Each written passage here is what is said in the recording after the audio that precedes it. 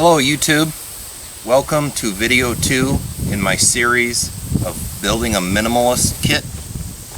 And this video we're going to be talking about tools.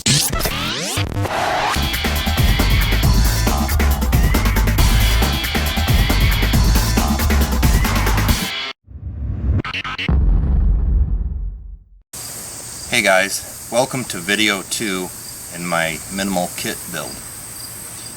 This video we're going to be talking about tools. In the first video I covered my cook set, and if you haven't seen that I'll leave a link in the description.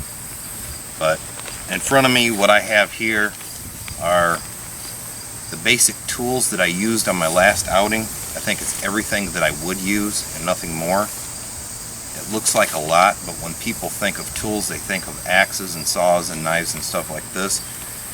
This I'm covering a little bit more broad spectrum. So first, what we have in front of me right now is a schmog.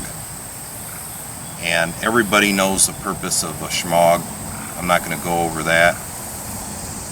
But one of the biggest things that I found in our area that is a lifesaver, and I almost use a whole can of it on every trip, is bug repellent. And there's many kinds of bug repellent out there. Whatever you think works the best for your area, what kind of bugs you got going on, this is something that I definitely used. The second thing is sunscreen. And when you're on the river in the sun for 6, 7, 8 hours at a time, this is a lifesaver.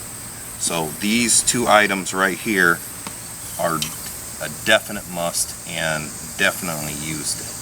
Next is my neck knife, and this is a CRKT Minimalist, and I use this quite a bit. On there I have a Zippo lighter, and it's wrapped in paracord, and it has an emergency sewing kit in it. So let's dump this bag out and see what I can live with, what I can't live without. So let's go over the tools that I choose to bring along with me on this kit build. The first thing being tools is a first aid kit. Now I've taken my first aid kit and got a package of wet wipes to place in here.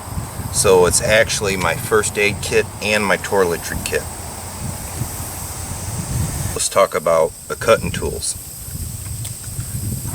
I do have the knife, neck knife, and the Leatherman core. Now I really do not need to cut firewood or baton or use a big chopper. Next in the cutting tools is a handsaw, and this is an optional item for me, because all the firewood you ever need is on the ground and it's easy to break, and you really don't need to use a saw to get a fire going. Let's go on to fire. I have the Zippo lighter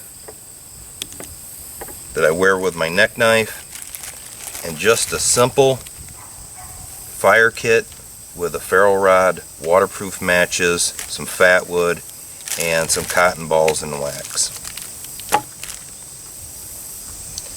Next would be a head net, and I did not take this on my last trip out, but on our last day the deer flies were so bad they were unbearable. So I have vowed to take one of these next time I go out and do something like that.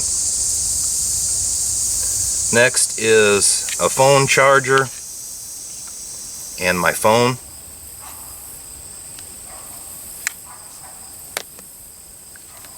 My headlamp with some spare batteries. And this is my luxury item.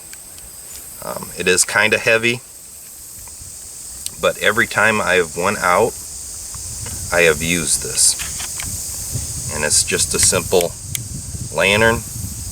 It's nice to sit around camp. If you're cooking at night and have a little lanyard, you can hang it up and keep it in your tent or your hammock. Very great to have, and I use it every single time. And last on our tools is my Sawyer water filter. I did bring a smart bottled water with about 1 liter of water, and I do have an extra bag for it.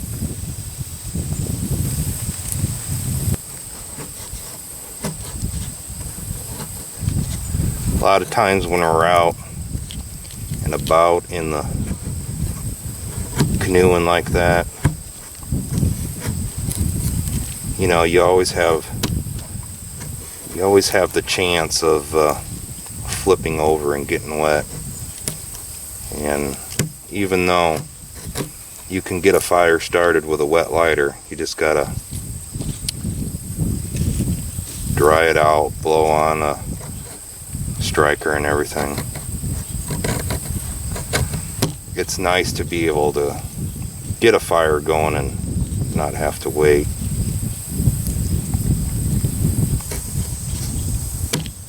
It's nice to have some fat wood to get a little base going. If I really wanted to, I could feather stick this whole stick here and just light the whole thing. I really needed to.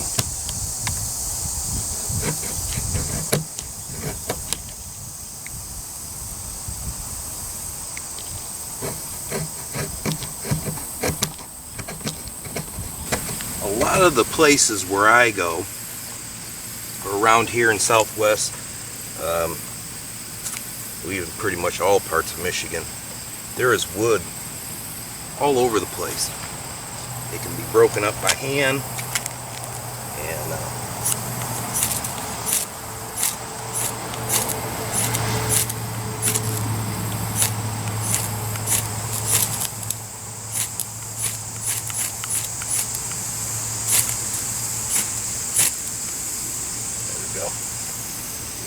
new fire steel, Mr. Scooty, thank you.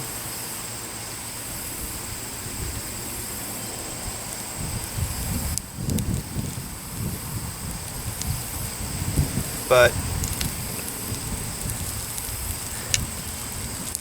just something simple like the cotton balls and wax and some good sure fire starter is all I really need. It's fun to have, you know, a lot of flint and steel and char cloth and fire steels and stuff like that, but if you're just going with a bare minimum, that's pretty much, I think, that's all I need. One thing I am going to do different is I'm going to take the lighter off the neck lanyard and replace it with this, so I at least have this on my body. So guys, that is my bare minimum list of tools that I would take. And when I talk about tools, a little bit more broad spectrum than what most people think. Of course, different areas of the world, the states, different equipment may apply.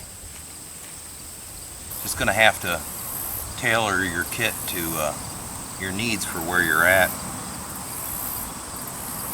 I don't need a big fire kit. I don't need a bunch of cutting tools. I need something to keep bugs off me and something to protect my skin from sunburn. And I also need a way to treat myself if I get injured. And then some small cutting tools used for cooking or eating, maybe shaving down some wood, cutting packages open, things like that. A cell phone, necessary, in case an emergency occurs, you're able to get help. And then the flashlights. The headlamp is nice, it's light, carry a couple extra batteries, and then the lamp And that is an extra, that's a luxury item, but that's something that I always use. So I hope you guys are enjoying this series of building a minimalist kit. Like I said before, a lot of the stuff may not apply to you. This is stuff that applies to me. It's stuff that I use and nothing more. So stay tuned for the next video when I'm going to talk about my sleep system. But in the event that I do have to baton something, this knife is more than enough to baton big, large pieces of wood. No, not really. Get out of here.